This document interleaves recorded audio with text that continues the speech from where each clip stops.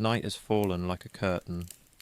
Across the open ocean, the sky gleams with an ancient light, stars scattered like pinpricks of distant campfires.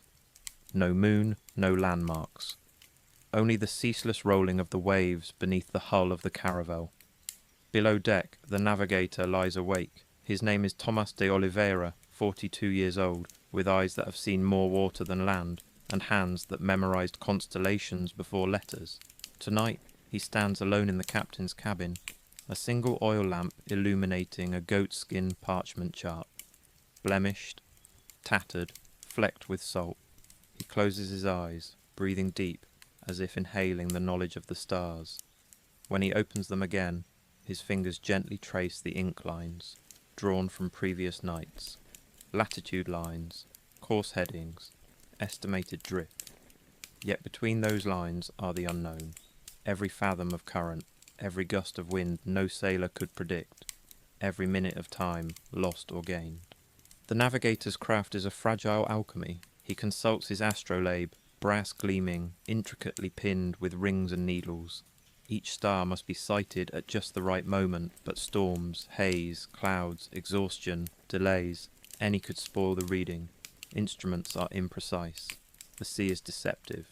He holds the astrolabe up to the porthole, jaws set. He searches for the pole star, but there is a haze tonight. He waits for a break in the clouds. Seconds stretch into minutes. His heart beats in rhythm with the lapping of waves against the hull. At last, he steadies his arm and aligns the device. The angle is recorded. 24 degrees north. He checks the hourglass. He weighs his calculations. The reading, the known speed of the vessel, 6 knots. The estimated drift plus an allowance for error. His mind spins numbers as the ocean breathes around him. Outside, the ship sighs. From above deck, sailors shuffle through the night watch. A lookout hums a soft chant. The helmsman leans forward into the wind, feeling its change with every crest and trough. On deck, the air tastes of salt, tar, and midnight.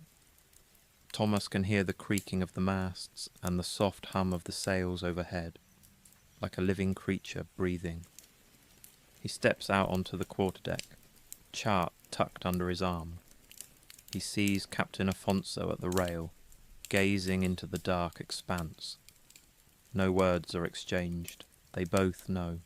The navigator clears his throat.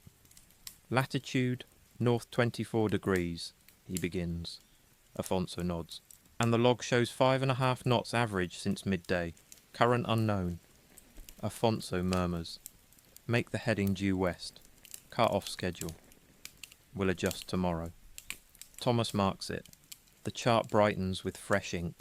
The ship turns gently, sails responding to whispered commands from unseen hands. They speak no more.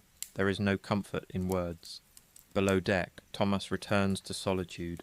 He lies on a narrow berth. His body feels every swell. He prays for a breeze that holds steady, a sky that clears, a star he can trust. His mind races. He recalls earlier voyages when young and arrogant, believing if you held the astrolabe, you held the ocean's secrets. Tonight, years of navigation press on him. He wonders, how much is knowledge and how much is faith? Morning comes pale and grey. The sea is slate. The air tastes of damp sails. No sun yet. The chart waits for another reading. Thomas sets up the canvas quadrant on deck.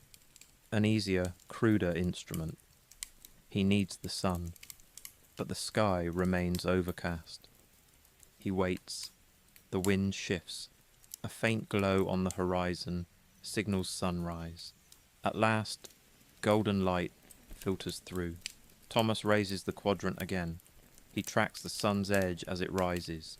He reads the angle. He notes 18 degrees. He steps down, dizzy. He checks again. The angle holds. He does the math. It doesn't match the assumed latitude. The mistake is small, 2 degrees north of expectation. On land, this would place them hundreds of miles off course. He swallows hard. He rewrites the course. He does it again and again. The weight of doubt sets in.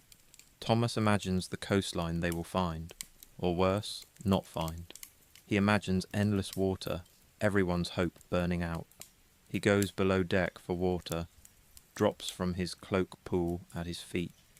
He tastes brine on his tongue. He closes his eyes. A low voice at the hatch, the captain's. Thomas. He emerges. Afonso shows him a small wooden radial dial, his own makeshift compass. It points steadily west, but Thomas knows the compass is fickle, prone to deviation from metal and storms. Trust your mind, Afonso says, not the iron. Thomas nods. Tears burn behind his eyes. The burden feels too large. The day carries on. Men work, chains creak, barrels roll. They have chores, food to cook, sails to maintain. But below it all, the navigator's mind never stops tallying, adjusting, second-guessing. At midday, Thomas approaches the midships hatch and lies flat. He watches his reflection in a barrel lid. A man grown older by dozens of worries. A man responsible for every mile travelled. He thinks of his wife back home, her letters describing cherry blossoms in Lisbon. He thinks of his daughter and wonders if time waits for him, or if this voyage marks his final drift from all he loves. He forces himself back to the chart. He calculates their longitude, an approximate guess, dead reckoning, no lunar distance instrument, no chronometer until centuries later. Instead, he tracks speed, time, wind, current. Each is guess upon guess. He marks their course west 150 nautical miles from the last hallmark. He hopes tides haven't thwarted him. He prays. Dusk arrives again. Thomas climbs to the crow's nest. He scans the horizon, mute. He steadies himself, imagining land, mist, birds, anything that betrays the next phase. He uses his astrolabe again, marking star heights, cross-referencing the charts.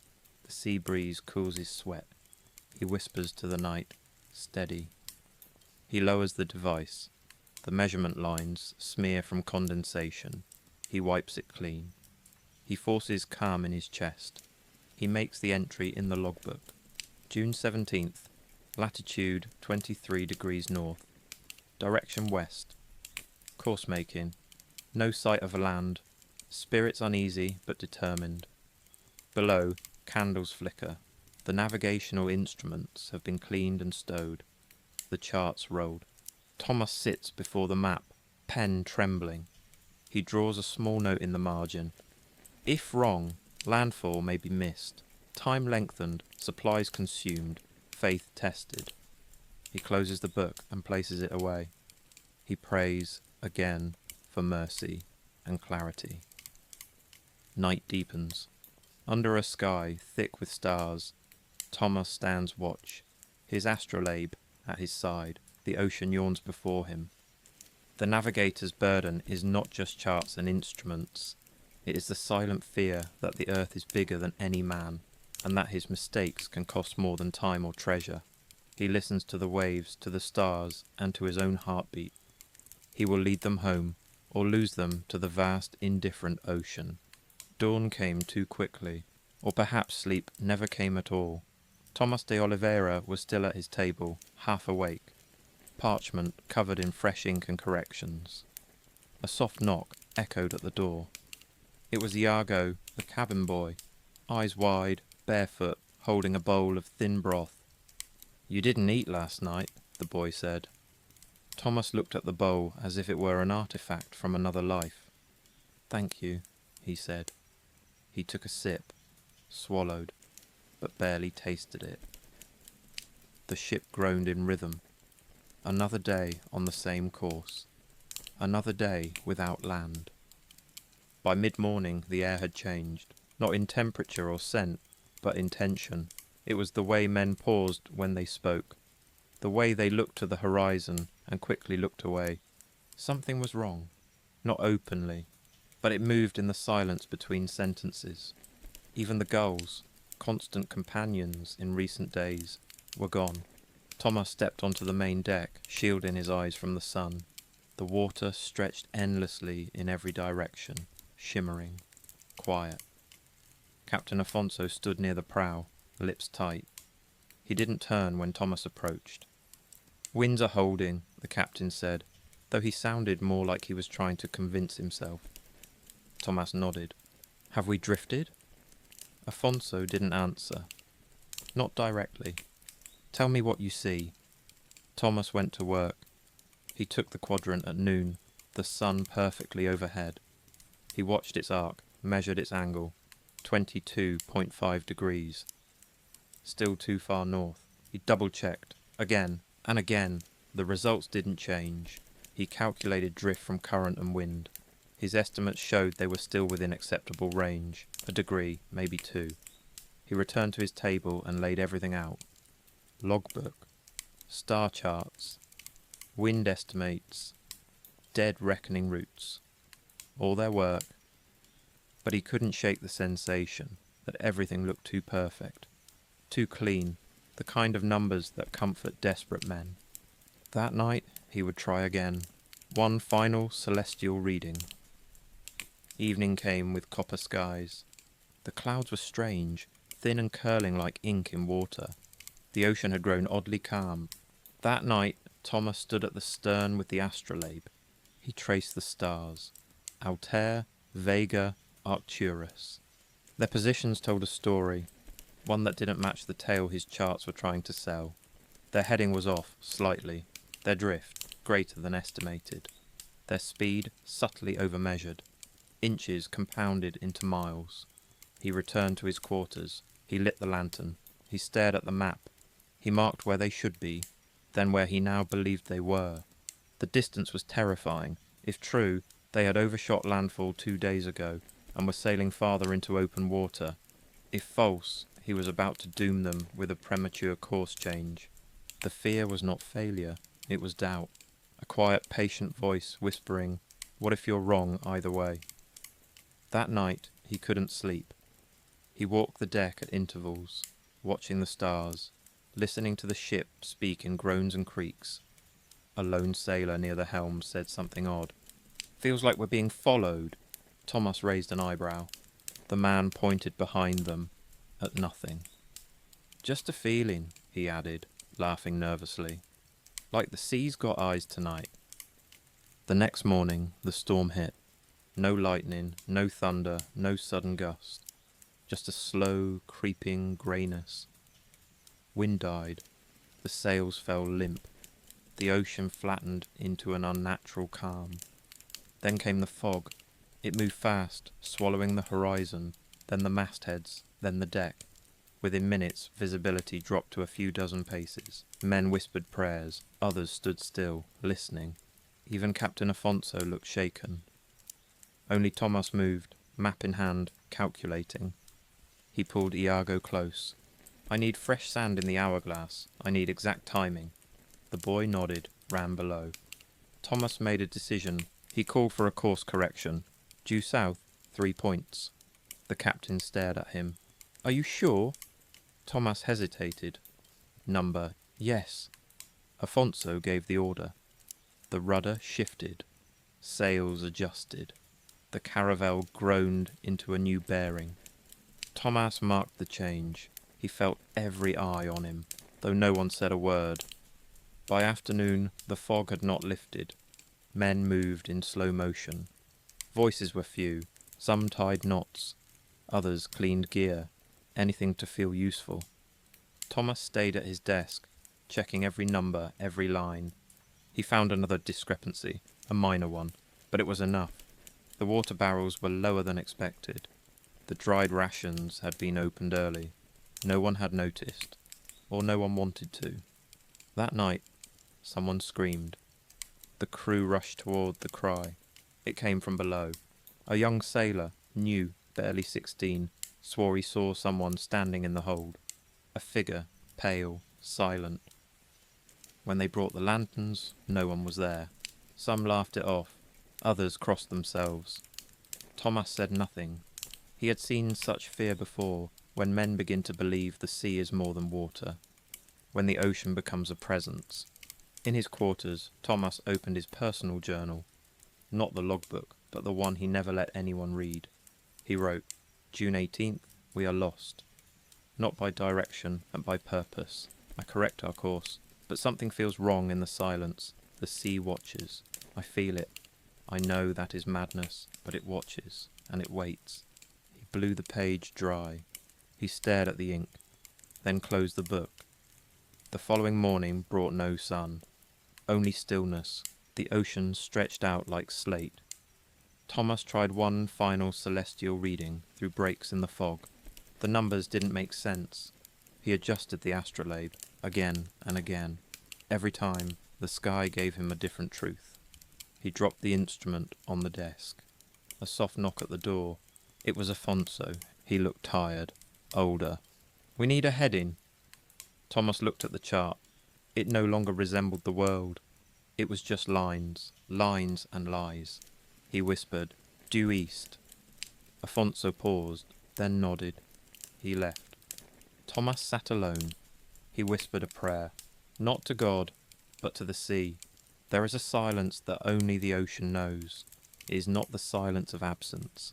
It is the silence of something holding its breath. On the third day, without sun, wind, or motion, the crew began to hear it. The air was thick and heavy. The sea looked more like oil than water. Too smooth, too still. Sailcloth sagged like melted wax. Lines hung slack. And every sound, every creak, every footstep felt like an offence. Thomas stood at the rail that morning, gripping the wood so hard his knuckles paled. This wasn't weather. This was something else. A pause, an expectancy, as if the sea itself had forgotten to move. Superstition crept in, quietly at first. Salt spilled was no longer laughed off. Knots were tied with extra care, always in threes. Some began sleeping with their boots on, a habit born from stories of men vanishing without trace. Iago, the cabin boy, refused to go below deck alone. He claimed he heard whispering from the hull. Thomas didn't scold him. He had heard it too, only once. A faint voice, no words, just a rhythm, like breath, like prayer. By the fourth day, the stars were gone. Not hidden, gone. Clouds consumed the sky every night, choking the heavens. No constellations, no Polaris, nothing to measure. Without the sun, Thomas couldn't take the noon height. Without stars, he couldn't fix position.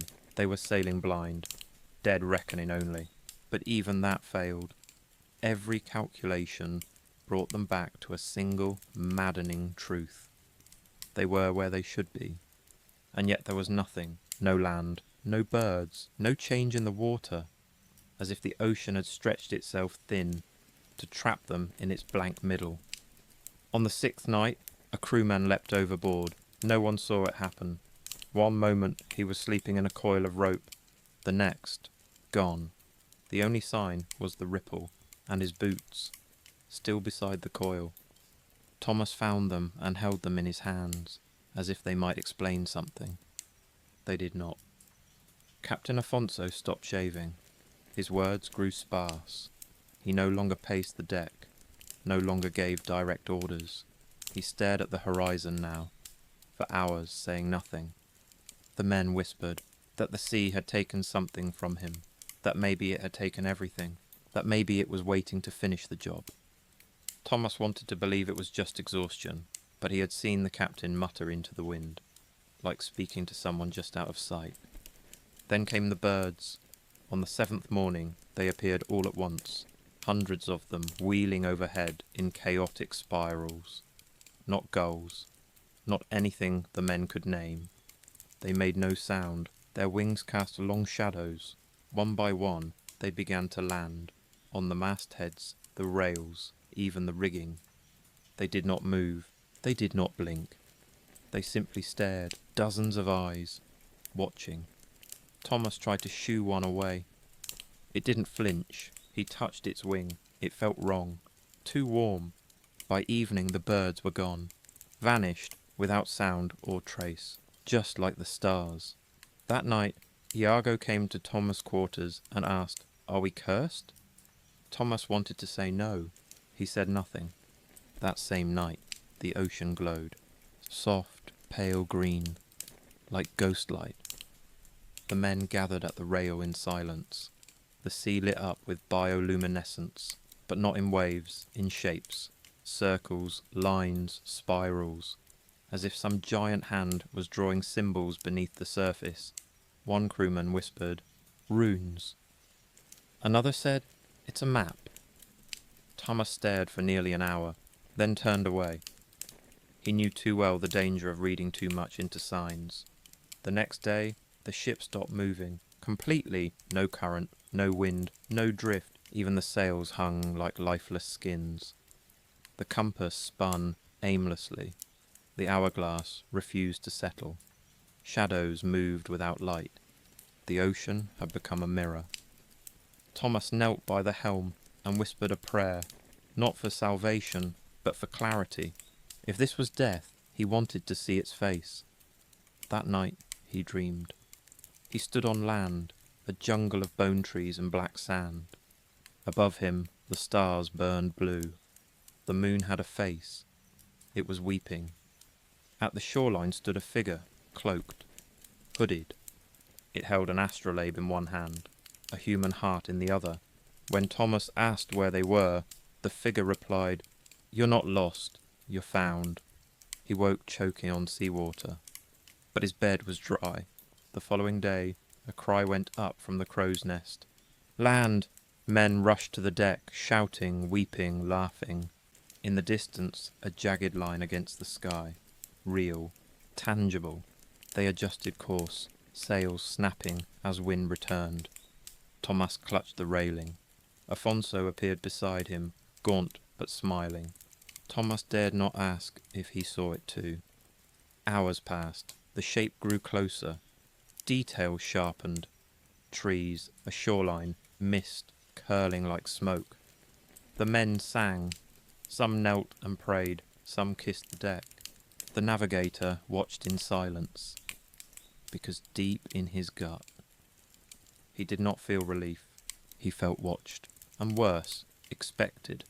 The island was unlike anything on their charts. It didn't match the coastlines of Chipangu or the Indies. No familiar features, no markers left by explorers before them. It rose from the water like a dark cathedral. Jagged rocks encircling a crescent bay, with dense forest beyond. Black and glistening like wet obsidian. The shoreline was eerily still. No birds, no wind, not even the crash of waves.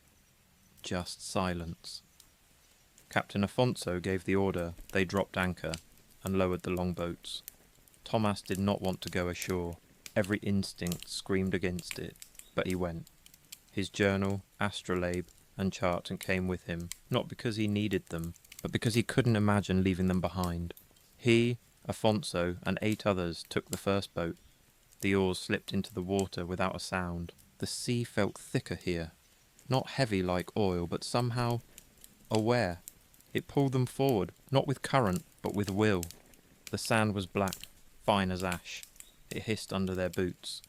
Trees loomed tall and close together, their bark veined with silver threads that pulsed faintly in the shade. Thomas placed a hand on one. Warm, not like sun-touched bark, warm like skin. He pulled back. Said nothing.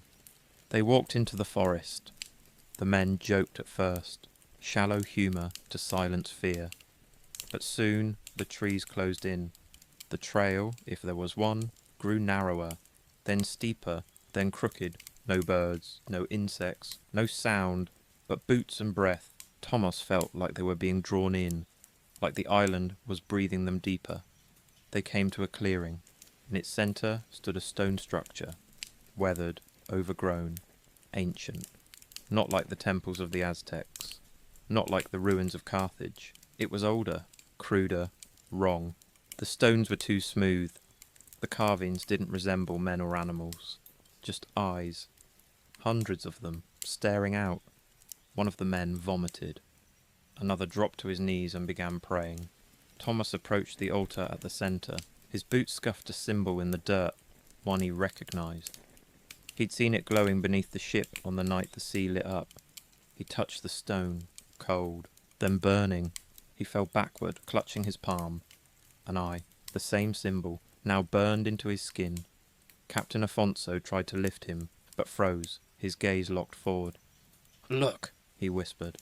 At the edge of the clearing between two trees, a figure stood, cloaked in dark green, motionless, tall, too tall, a face obscured by shadow, not moving, not breathing, just watching.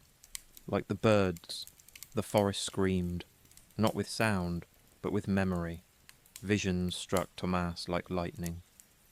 Ships on fire, sinking. Men drowning, while something beneath watched. Stars that bled. Maps that screamed when opened. Voices in the water. He collapsed. His ears rang with wind that wasn't wind. When he awoke, it was dusk. The others were gone. Only Iago remained, pale, trembling, staring at the trees. Thomas sat up, hand still burning. No figure, no altar, no footprints, as if the land had swallowed the day whole. They returned to the shore. The boat was gone. The ship, distant, fog-shrouded, still at anchor, but no sails. No signal, no crew on deck, only silence. Thomas and Iago shouted, no reply. They camped on the beach. A fire was built, a weak flame, barely held. Iago cried in his sleep. Tomas did not sleep at all. He sat with the astrolabe in his lap. But the stars were wrong again. Too bright, too many, constellations that didn't belong. He made a final note in his journal. This is not land, this is not sea, this is the place beyond maps. I did not navigate us here, we were called. Morning brought no change, no ship, no men, no answers. Thomas rose. He took the astrolabe, the chart, the journal. He gave Iago the last of the rations. "Wait here," he said. "If the ship returns, go with them." Iago asked, "Where are you going?" Thomas turned toward the trees. "To finish what I started." He returned to the clearing. No figure, no altar, but the eyes remained, etched into bark, stone, dirt. He stood in the centre and raised the astrolabe one last time. The device did not measure stars. It aligned with something else, something beneath. The ground shifted, the air thickened. Then came the voice, not spoken, not heard, but understood. You have seen, you have measured, you have led, you have lost. Thomas whispered, "What are you?" "We are what waits where stars do not shine." You sought land, you found the memory of sea. All maps end here. Draw no more. Then silence. The trees breathed, the forest pulsed. Thomas dropped the astrolabe. It cracked. He set the journal atop the stone. He pressed his marked palm to it, then turned, once, toward the coast, and walked into the trees. Not away, not toward, just within. The forest took him. The sea behind him sighed. The navigator was gone. Months later, a fisherman found a wrecked longboat adrift.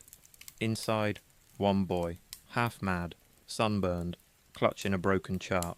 He said they'd found land, but it had no name, and when they tried to leave, it followed them. The boy was Iago. He never spoke again. The chart was taken by the crown.